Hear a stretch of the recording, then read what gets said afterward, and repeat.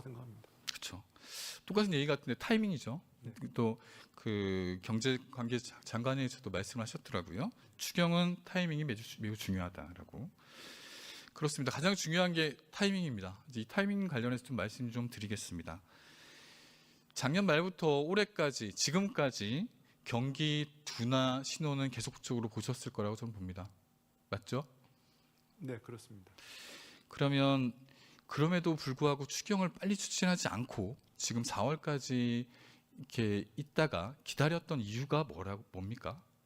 뭐 결과적으로는 지금 3월 말에 내게 됐지만 기다렸다는 표현은 적절치 않은 것 같고요. 제가 일단은 작년에 재정이 통과됐기 때문에 일단 연초에는 재정의 신속 집행이 가장 우선이었다고 생각했습니다.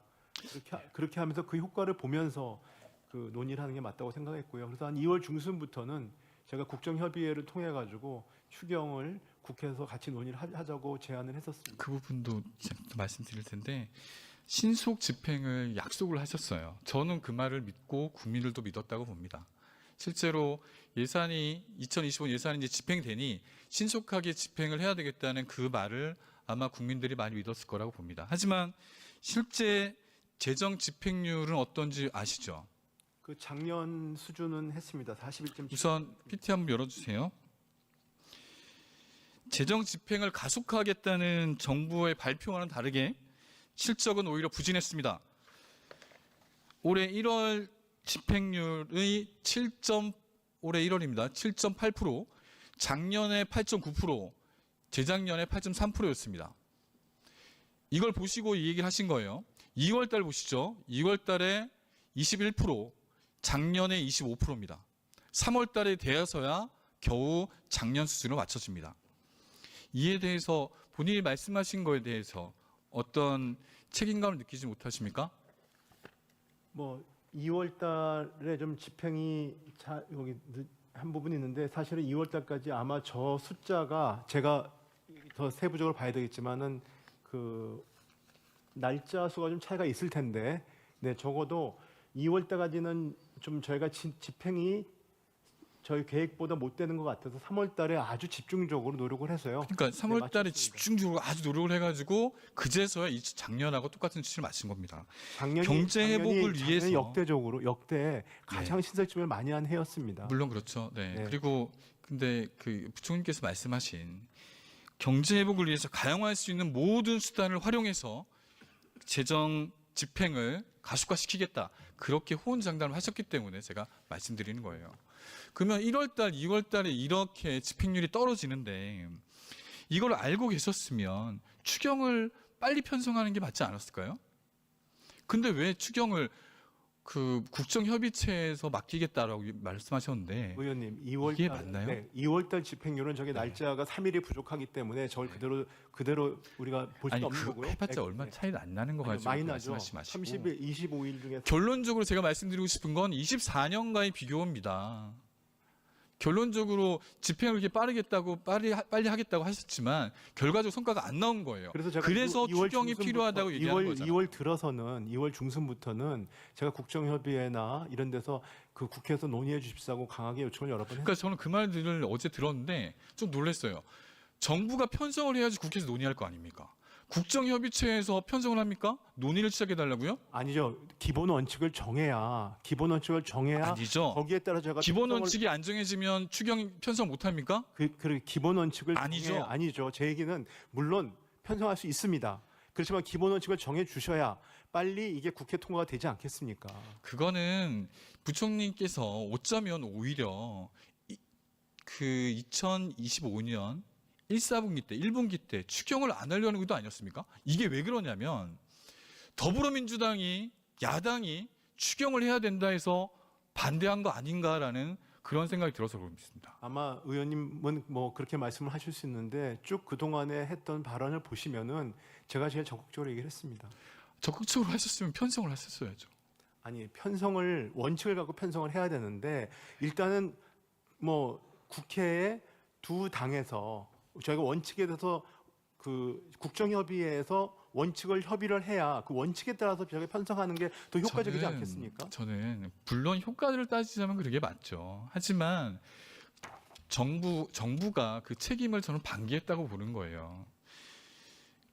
그럼에도 불구하고 부총리께서는 이 잘못이 현 정부의 추경 편성 안 한 것에 대한 잘못이 없다고 지금 국회 탓으로 돌리시는 잘못이 겁니까? 없다고 또는 국회 탓으로 국정협의체에서 돌리는 게 협의를 아니고, 안 했기 때문에 예산 편성을 못했다라고 아니, 꼭 말씀하시는 그 게 얘기를 한 건 아닙니다, 의원님. 나는 잘못 없고 국회에서 왜 협의를 안 했냐라는 말씀으로 들려서 말씀드리는 그렇다면, 거예요. 네, 저도 그 노력을 했지만 결과적으로 이렇게 됐다 이런 말씀을 드리는 겁니다.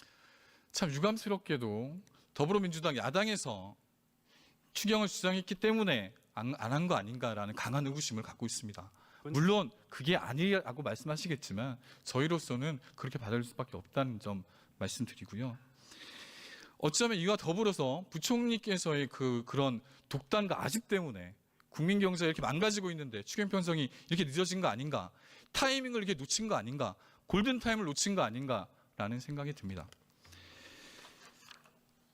그 지역 화폐 관련해서도 말씀 좀 드리겠습니다. 그 부총리님, 내수 침체가 장기화되고 있는 상황에서 가장 시급하게 할 수 있는 게 몇 가지가 있죠. 정책적 수단 중에 하나가. 네.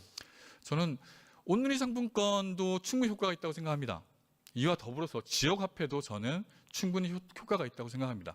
그런데 유독 이 정부에서는 온누리 상품권만 발행하고 있습니다. 지역 화폐는 단돈 0원도 올리지 않고 있습니다. 부총리께서는 지역 화폐에 대해서 여전히 좀 부정적인 생각을 갖고 계신가요? 좀 말씀해 주실래요?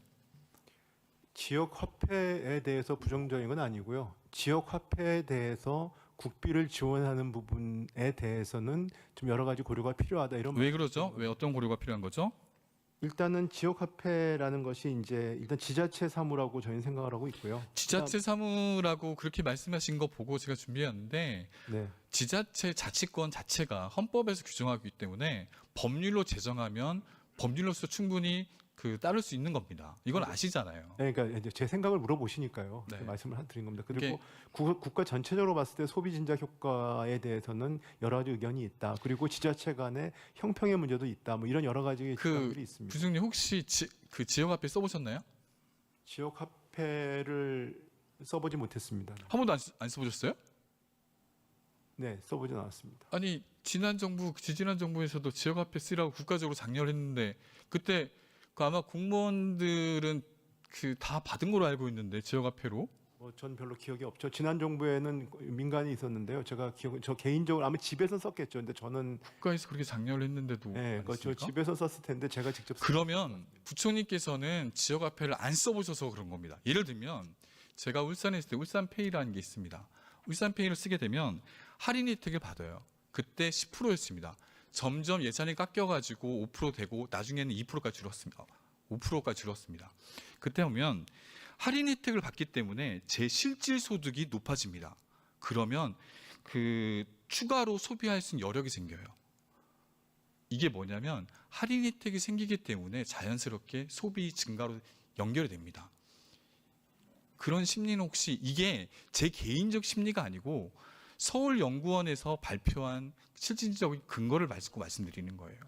혹시 여기 이 자리에 계신 분들 지역 화폐를 써보신 분이 계셨겠지만 그런 게 덤으로 들어왔을 때 소비가 촉진된다는 결과가 실증적으로 나옵니다. 그러면 온누리 상품권을 써보셨습니까? 네, 온누리 상품권 써봤습니다. 예를 들어서 온누리 상품권은 전통시장에서만 쓸 수 있잖아요. 네, 그렇습니다.